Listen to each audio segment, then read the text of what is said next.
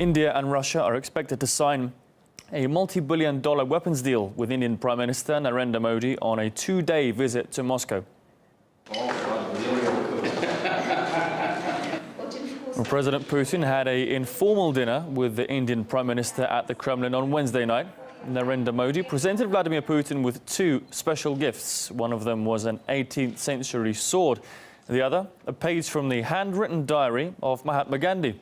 Putin once joked that Gandhi was one of the great minds from history that he would like to speak to. Well, later today, both Putin and Modi will host a Russia-India summit where energy cooperation, investment and trade will be discussed. But of course, most attention will be on the defence deal set to be signed after India's government approved it. The country plans to purchase an estimated $7 billion worth of submarines, frigates and an S-400 air defence system. Well, this arms deal is the latest chapter in Russia and India's long military history.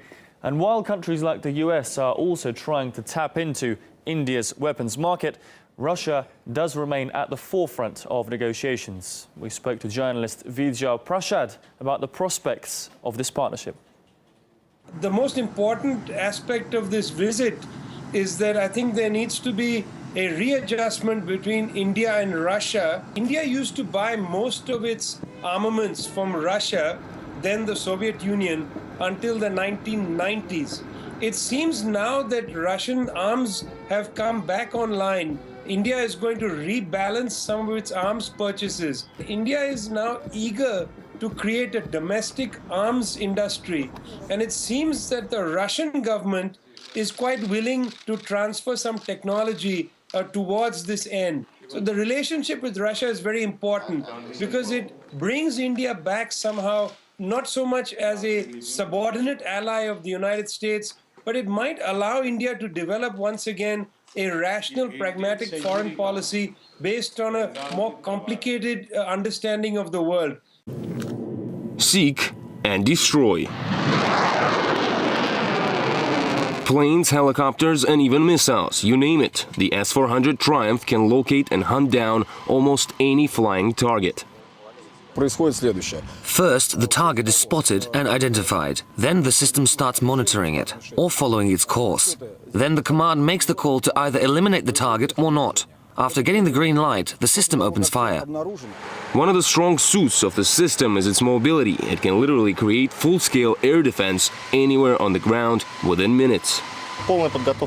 Preparation takes not more than 5 minutes, and everything's done by 3 people, 1 officer and 2 conscripting soldiers. The system can shoot down objects as small as a soccer ball, even if they're flying at supersonic speeds. Each S-400 system consists of several elements. One radar, which monitors the skies looking for targets, a second one, which follows specific targets, a command post, and the launcher itself, or the gun, as it's called here in the Army. Combined, the elements of the system can follow up to 300 targets, flying from as low as just a few feet above ground and up to nearly 40 miles high in the skies, which is pretty much around 6 times higher than the average passenger jet. The first S-400 systems are already in service, and along with the older S-300 and Panzer S, protect the skies over Moscow, St. Petersburg and the central industrial region of Russia. It is planned that the S-400 will completely replace the S-300. Its production has already been ended. The S-300 is capable of intercepting targets not higher than 30 kilometers, which isn't enough since we're only covering small areas.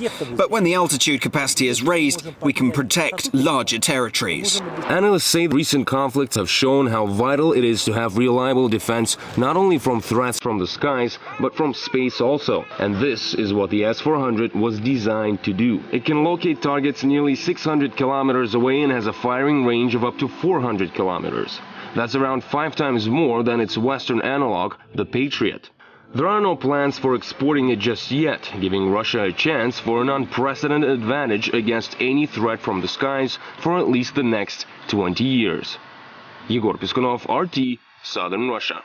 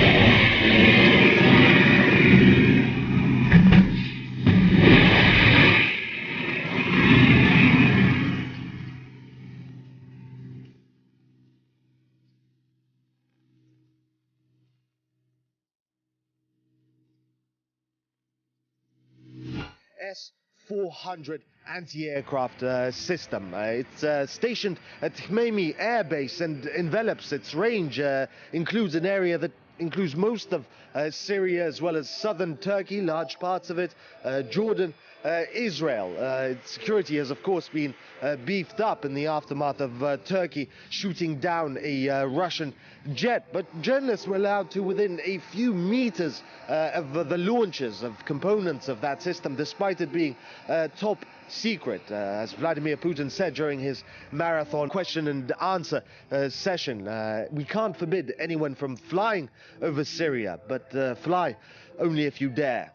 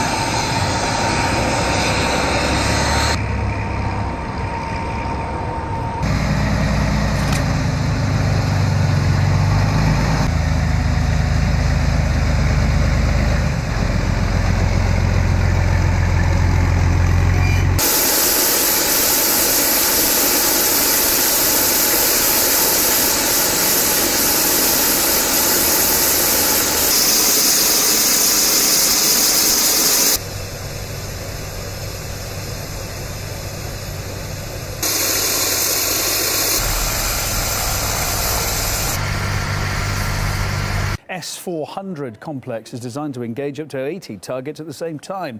It's got a maximum range of 400 kilometres, meaning it can destroy any type of military aircraft across a wide area. The Russian missiles are incredibly fast and powerful too, and also extremely precise. Experts say they can hit a target the size of a football.